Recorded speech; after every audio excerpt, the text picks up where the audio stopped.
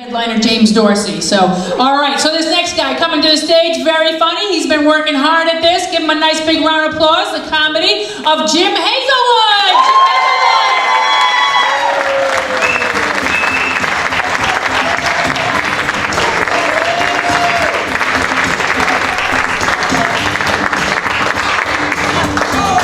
Thank you. It's good to be here. I know you're looking at me and thinking, boy, this guy's a real shrimp. I'm actually pretty tall for my age. When you're tall like this, growing up, you get lots of nicknames. You know, Jack the Beanstalk, Stretch, Q-Tip. Don't ask. One year, my parents decided to send me to summer camp. It was the kind of camp that turned boys into real men. I was 9. I think my parents were a little bit into overachievement. Anyway, I get to camp. The first day at camp, I walk into the campground and Billy Hornsby, this snotty little kid, looks and just says, "Hey, look everybody, it's Lurch!" Yeah, Adam's family, nicknamed Sticks. That whole summer, every single blessed kid in that camp called me Lurch. Yeah, it was the 70s, California, hippies, so it made sense to call me Lurch because all the counselors looked like Cousin It.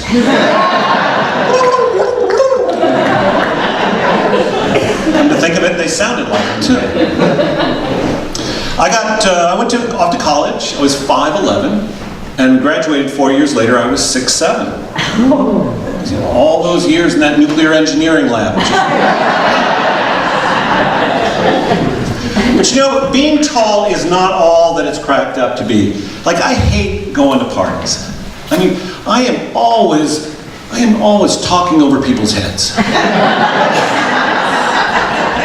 And then I get there and somebody inevitably, sees me, would you clean the top of our refrigerator for us?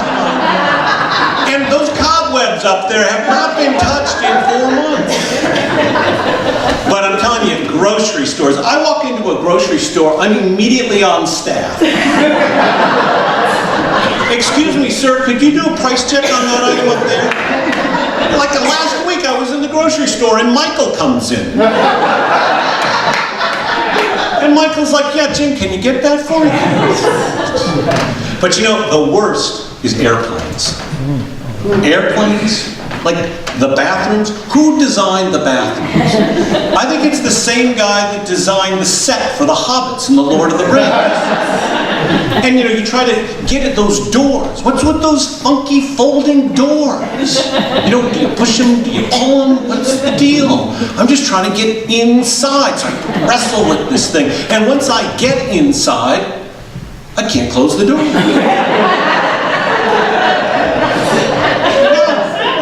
I sit down, my legs are out there.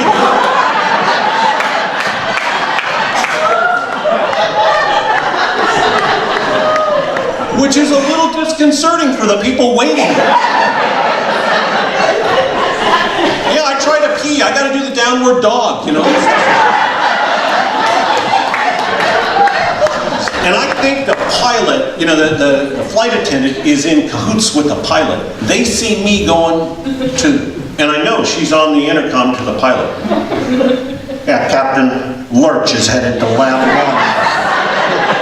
So I'm in there, you know, and there's an instant turbulence. And I'm in there trying to support everything. I got my head against the ceiling, feet separated, and it's just not pretty. Let's just...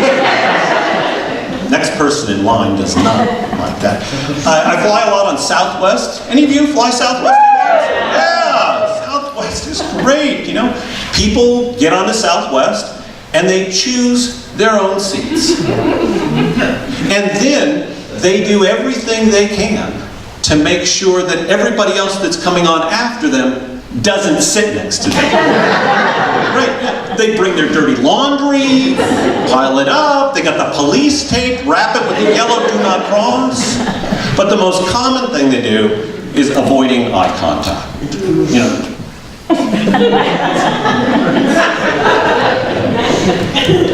I don't do that. I get on Southwest Airlines. I find an aisle seat. I sit right there.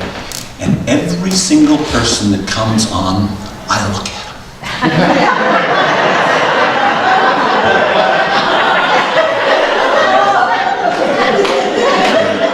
Hey, I got a seat right here. Come on, mister, you want to talk about hobbies? We can talk about hobbies. Lady, where are you going? Let's talk. And people, come on, it's a 3-hour flight. Sit right here, we can talk politics. And I've got grandkids here. Let me show you the 17,000 pictures of them that I have. Works every time. No one ever wants to sit next to me on Southwest Airlines. So we have been flying down to DC. That's where our grandchildren are. When you become a grandparent, everybody says, grandchildren, they're the best because you can return them. Like they're a rental car. You use them for the day and then return them. Just make sure you return them full, no dents and no scratches. But I've come to the conclusion that I really don't have grandchildren. No. What I have is disease vectors. Because every time I go, I'm getting sick. I tell you, they're like petri dishes, just bacteria growing everywhere. You know, I go down and then get sick, and the flight back, yeah, that's me. Only I'm not some kiddie cold. I'm like throwing up 3 meals in the throne on the flight, and it's not my feet that are sticking out, it's my rear end. Ain't nobody sitting next to me now. But, so all of this activity, on the knees and playing with the grandchildren, I got a whole series of doctorate appointments. Chiropractors, physical therapists. And I don't know about you, but every fall is the time for me to have my annual physical exam. Anybody here have a physical once a year? Twice a year? 3 times a year? So I go, but the first thing you have to do is you have to go to a lab, right? You get blood work. Now I'm like most men. I don't mind a sign of blood, as long as it's not my own. So I go in and I'm sitting there and the gal's taking like 16 vials of blood. Gets to the 4th one and boom, I am on the ground drooling in the bedpan. And I wake up and there's like 3 female technicians over me with these little tiny cups. Excuse me, sir, we need a urine sample before you leave.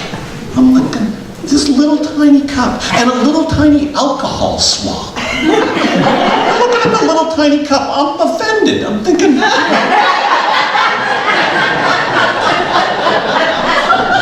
large size, come on. So I need a bigger cup. She says, I'm sorry, one size fits all. So, I go into the laboratory, got the little tiny cup, little tiny alcohol swab. What's the deal with this little alcohol swab? Am I supposed to, clean the bathroom with it?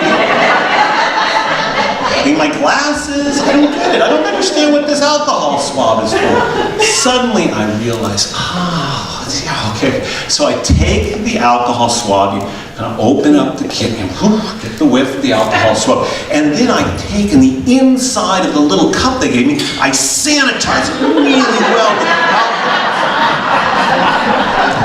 And I fill it, give it to them. Next day I get a phone call from my doctor. They've reserved a bed for me in rehab.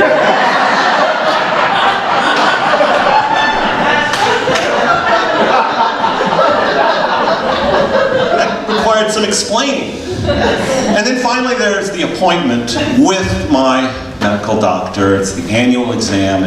And then there's, of course, for every guy over 50, you gotta have the prostate exam, right? Okay. After the exam is done, my doctor sits me down and says, Mr. Hazelwood, it's enlarged. And I say, thank God, finally something large size.